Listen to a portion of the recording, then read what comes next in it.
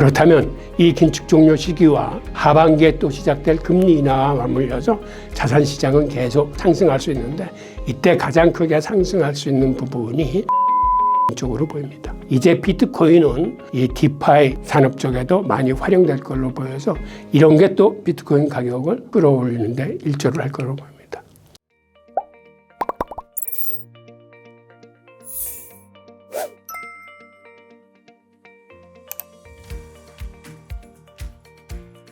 자, 이번에 말씀드릴 순서는 지금 화면에 보이는 이 내용을 말씀드리겠습니다. 자, 그렇다면 우리가 좀 더 자세하게 미국 은퇴연금 계좌의 종류가 뭐가 있는지 한번 보겠습니다.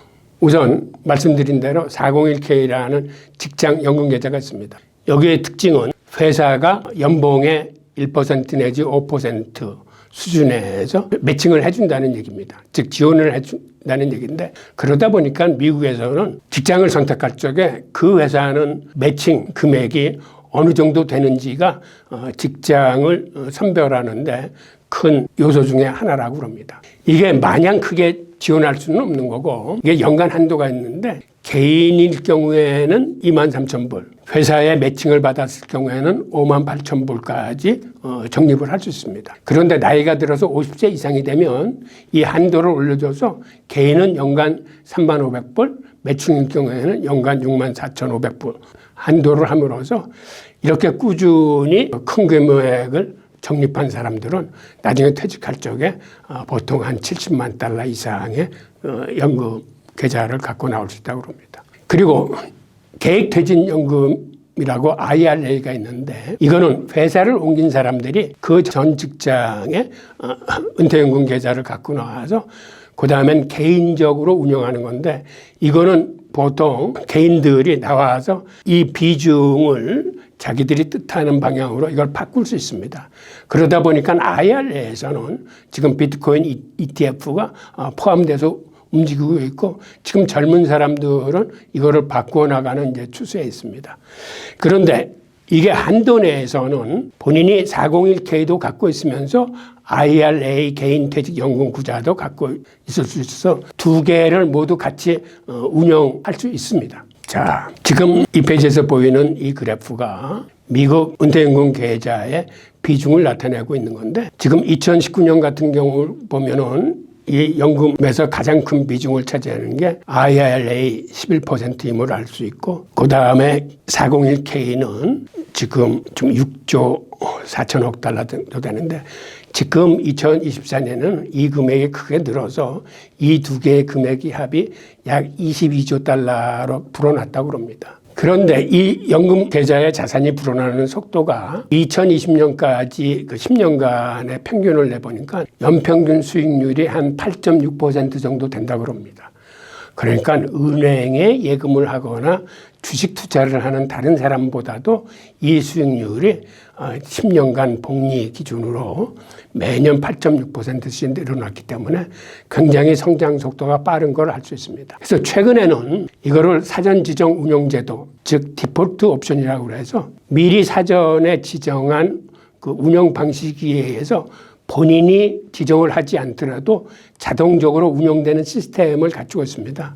보통 젊었을 적에는 좀 공격적인 투자 방향으로 나이가 50세 이상 넘어가면 안정형 투자의 방향으로 가는데 이거는 개인이 그런 시스템을 무시하고 본인이 스스로 다시 설정할 수가 있습니다. 그런데 이런 디폴트 옵션이 지난해 7월서부터 전면 시행되고 있습니다. 그런데 아직까지는 이런 연금 자산의 62%가 뮤추얼 펀드입니다. 그런데 뮤추얼 펀드가 ETF로 바뀌어가는 대세이기 때문에 앞으로는 이 뮤추얼 펀드에서 젊은 사람들일수록 ETF에 전환 가능성이 굉장히 높고 그러다 보면 비트코인 ETF가 포함돼서 들어갈 가능성이 높습니다. 이렇게 연금 자산에 포함된다는 건 규모 자체가 워낙 크기 때문에 매월 상당량의 금액이 적립금식으로 비트코인 ETF를 사게 됨으로써 이게 앞으로 꾸준하게 비트코인 가격을 상승시키는 가장 큰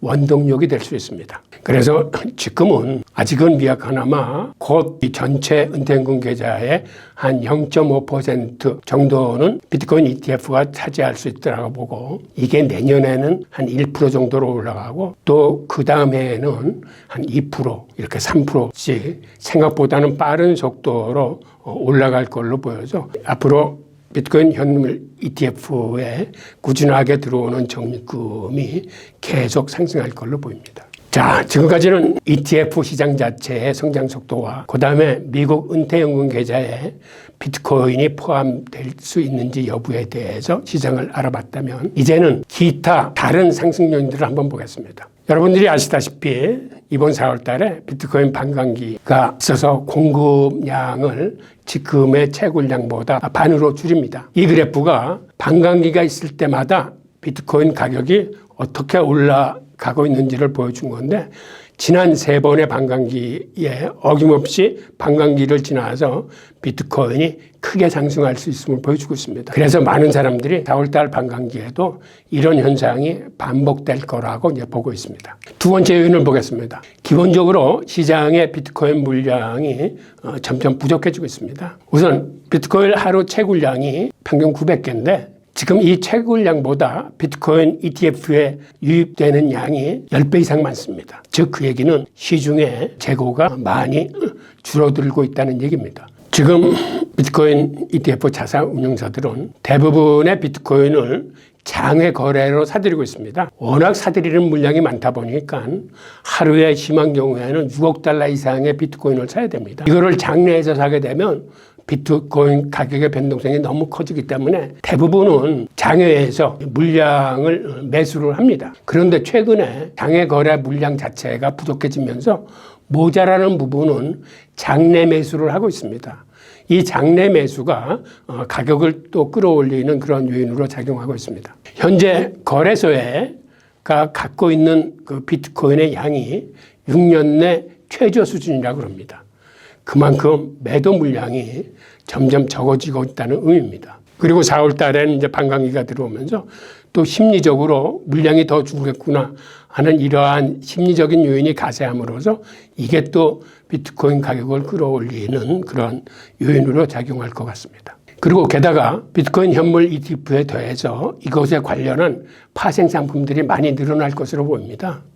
즉 시장에서 뭐 레버리지 거래라거나 혹은 인버스 거래 파생 상품이 생긴다거나, 그리고 지금 비트코인 커버드 콜 ETF 같은 건 이미 거래가 시작이 됐습니다. 이 커버드 콜 ETF는 자산 매입과 콜옵션 매도를 결합시킨 건데, 이거는 특히 횡보장이나 하락장에서 수익을 방어할 수 있는 이러한 상품입니다. 비트코인 거래소에서 보유량이 어떻게 감소하고 있는지를 나타내주는 지금 그래프입니다. 이 그래프를 보면 지금 거래소의 비트코인 보유량이 지속적으로 이렇게 감소하는 모습을 보실 수 있습니다. 지금 이러한 감소세가 지속되고 있어서 거래소 비트코인 물량은 계속 감소 추세로 나가고 있음을 알 수 있습니다. 자, 지난주 한 5일간은 비트코인 채굴량 대비 큰 피코 그 ETF 자산 운용사에서 사들인 순 유입량을 나타내준 그래프인데, 이게 주당 한 6,300개의 비트코인 그 채굴량에 비해서 주당 순유입량은 한 4만 개를 웃돈으로서 생각보다는 많이 시장에 재고를 축소시키고 있는 걸 알 수 있습니다. 이번에는 세 번째 상승 요인입니다. 우선 최근 중국 내 비트코인 수요가 급증하고 있습니다. 원래 중국은 개인과 암호화폐 거래를 금지시켰습니다.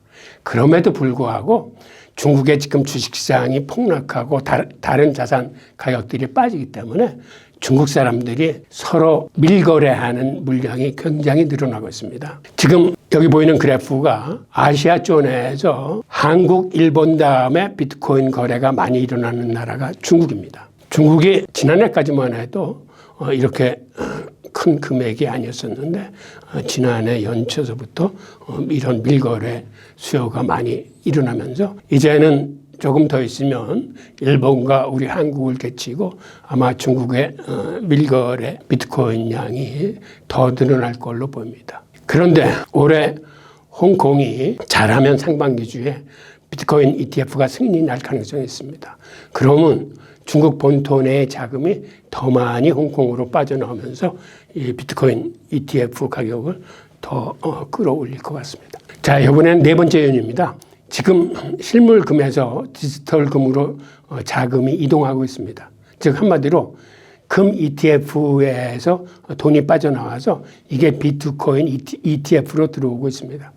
지금 여기서 보이는 그래프가 올 1월 그 비트코인 ETF 승인 이후에 금 ETF에서 돈이 빠져나오는 것이 지금 비트코인 ETF 쪽으로 돈이 들어오고 있는 모습을 보여주고 있는 그래프입니다. 지금 금 전체 시총은 한 13조 달러 정도 됩니다. 근데 비트코인 시총이 최근에 이제 1조 달러를 넘어섰습니다. 지금의 금의 시총은 비트코인 시총의 지금 13배 정도 되는데 앞으로 이 차이조차 비트코인 시장이 매년 기하급수적으로 커지면서 몇 년 이내에 비트코인 시총이 금 시총을 따라잡을 수도 있다라고 다른 많은 전문가들이 예상을 하고 있습니다. 우선 올해 초만 하더라도 이미 금 ETF에서 빠져나온 유출액이 20억 달러가 넘습니다. 그리고 1월 11일 이후에 승인된 비트코인 ETF에서 2월 14일까지 들어온 유입액을 보면 이 비트코인 ETF 쪽은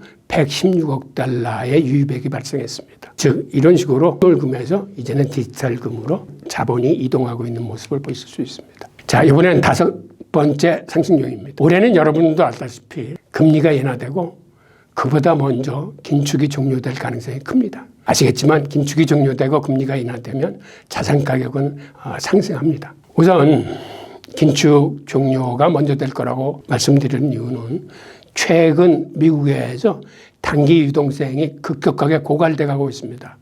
지금 여기 보이는 영래포 잔고 그래프가 작년에 2조 5천억까지 치솟았던 게 최근에는 5천억 달러 수준으로 이게 급격하게 줄어들고 있습니다. 이 얘기는 시중의 단기 유동성이 말라가고 있다는 얘기입니다. 이렇게 시중의 단기 유동성이 말라가고 있으니까 미국 재무부도 단기 국채 발행을 예전처럼 그렇게 많이 하지 못하고 장기 국채를 늘리고 단기 국채 발행을 줄이기로 했습니다. 그러면서 장기 국채를 지지해 주기 위해서 바이백 정책을 시행하기로 했습니다. 즉 바이백 정책이라는 건 재무부가 갖고 있는 현금을 가지고 시장에서 장기 국채를 사줌으로써 가격 안정화를 꾀하고 나중에는 장기 국채를 계획보다 조금 더 발행해서 그 돈으로 현금을 메꿔 나가겠다는 이런 정책입니다.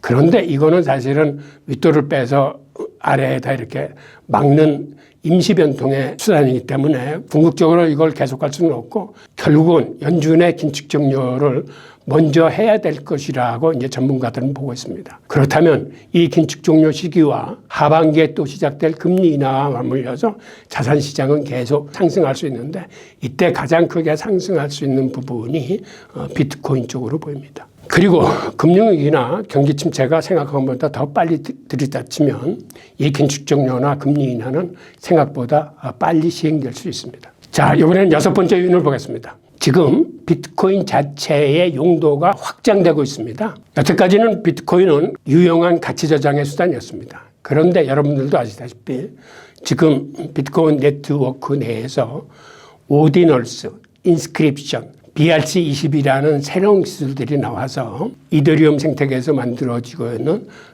NFC 같은 이러한 새로운 기능들이 많이 출현하고 있습니다. 그리고 비트코인 네트워크 위에서 움직이는 레이어 2 프로토콜도 지금 개발 중에 있어가지고 여기에 스마트 컨트랙트 기능이 탑재되고 있다고 합니다. 즉 여태까지는 가치 저장의 수단이었던 비트코인에 지금 스택스 코인이나 다른 이런 레이어 2 코인들이 출현함으로써 앞으로는 이걸 가지고 디파이 산업도 할 수 있고 여러 가지 NFT나 여러 용도로서 지금 기술이 개발되고 있기 때문에 이런 기술이 순조롭게 개발이 된다면 이제 비트코인은 기존의 가치 저장 수단 이외에 어떤 교환 매체로서의 기능이 확대된과 더불어 담보가치 활용성이 증대되면서 이 디파이 산업 쪽에도 많이 활용될 걸로 보여서 이런 게 또 비트코인 가격을 끌어올리는데 일조를 할 걸로 보입니다.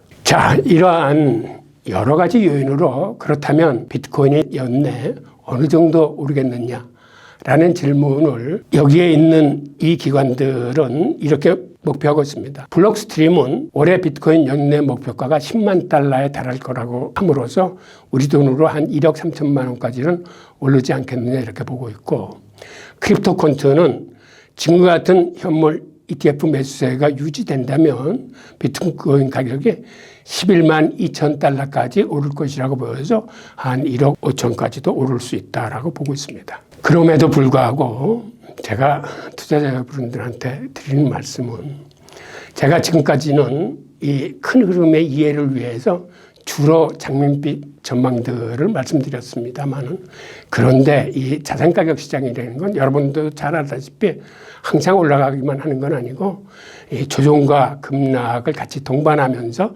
서서히 올라가는 우상향의 성격을 갖고 있습니다. 게다가 지금 금융시장에는 언제 어떻게 어떤 돌발 변수가 터질지 모르는 이러한 변동성 요인을 갖고 있습니다. 한마디로 경기 침체가 어느 정도의 강도로 들이닥칠지, 그리고 지금 상업용 부동산의 문제나 시에러 같은 파생상품 문제에서 그게 문제를 일으킬 소지는 없는지, 이러한 그 문제 소지의 가능성을 항상 상존하고 있기 때문에 여러분들의 투자는 보수적인 관점에서 이러한 요인들까지 다 감안해서 신중하게 선택하시기 바랍니다. 자, 감사합니다.